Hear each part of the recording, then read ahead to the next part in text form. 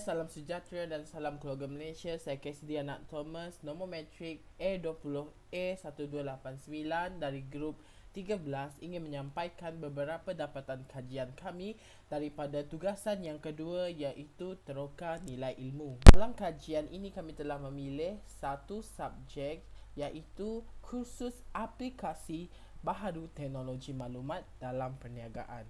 Bin Abdul Wahab, Muhammad Hafizam bin Ismail dan Muhammad Hakim bin Abdul Mukti.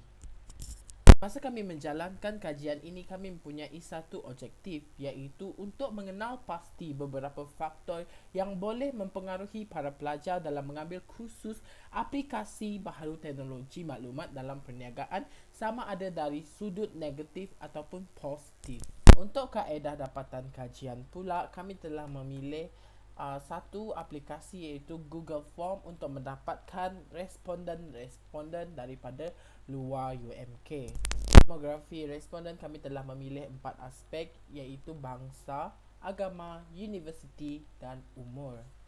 Bagi bangsa ataupun keturunan, kami telah mendapatkan 50% bumi putera daripada Sabah Sarawak, 20% adalah berbangsa Melayu, 20% lagi adalah berbangsa India dan 10% adalah berbangsa Cina.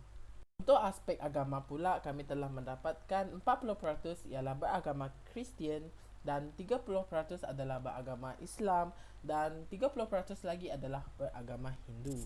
Seterusnya dari aspek universiti, yang tertinggi adalah daripada UMK, iaitu sebanyak 30%.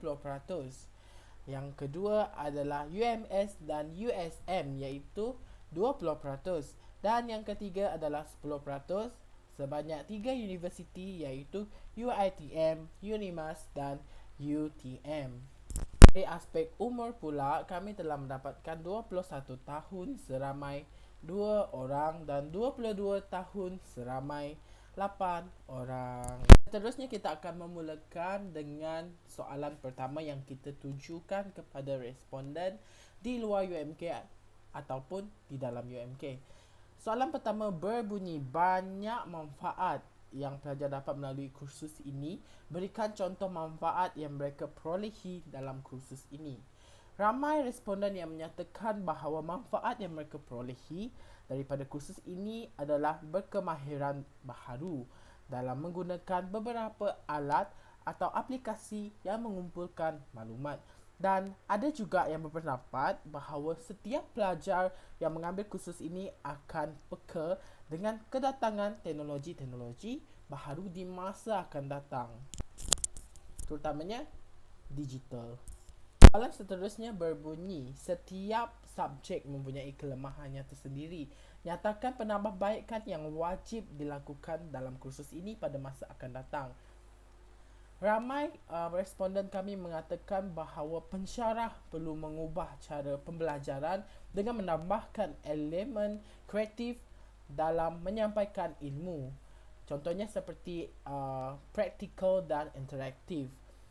Selepas itu, ramai juga responden kami mengatakan bahawa subjek ini memerlukan pengiklanan yang kerap supaya bidang IT ini lebih dikenali oleh golongan muda. Soalan yang ketiga pula berbunyi, terdapat banyak kaedah yang amat berguna kepada para pelajar dalam kursus ini. Mampukah para pelajar mengaplikasikan kaedah itu dalam kehidupan harian mereka semasa bekerja kelak? Ya atau tidak? Dan jelaskan. Terdapat 7 responden yang menjawab ya atas sebab mereka berfikiran bahawa pada masa akan datang sudah ramai syarikat menggunakan teknologi yang baharu. Dan terdapat 3 responden mengatakan tidak kerana terdapat segelintir pelajar yang kurang mahir dalam menggunakan teknologi baharu walaupun telah mempelajarinya pada masa kini. Salam sejahtera, Madam. Nama saya Indrani, anak perempuan guna segel, nombor matriks A20A2129. Persoalannya, terdapat banyak kaedah yang amat berguna kepada para pelajar dalam kursus ini. Mampukah para pelajar mengaplikasikan kaedah itu dalam kehidupan harian mereka semasa bekerja kelak? Ya atau tidak? Jelaskan. Berdasarkan persoalan di atas, terdapat 7 responden yang menjawab ya atas sebab mereka berfikiran bahawa pada masa akan datang sudah ramai syarikat menggunakan teknologi yang baharu. Dan terdapat juga 3 responden mengatakan tidak kerana terdapat segelintir pelajar yang kurang mahir dalam menggunakan teknologi baharu walaupun telah mempelajarinya. Jika seseorang pelajar tersebut mengambil jurusan keusahawanan di universiti, wajibkah mereka mengambil kursus ini? Berdasarkan gambar rajah tersebut, 90% responden menyatakan ya dan 10% responden menyatakan tidak. Berikutan penularan wabak COVID-19, kesan negatif apakah yang dapat mengganggu pelajar dalam menjalani proses perisian data dalam kursus ini? Responden mengatakan bahawa pembelajaran secara atas talian menyukarkan pelajar untuk mencapai piawaian pelajaran seperti tidak mempunyai talian internet yang sempurna atau mempunyai pergerakan yang terhad dan tidak kerap berhubung dengan pensyarah untuk bertanya soalan. Kursus ini mengajar para pelajar bagaimana kaedah pengumpulan data yang sistematik, apakah aplikasi yang digunakan untuk mengumpul data tersebut.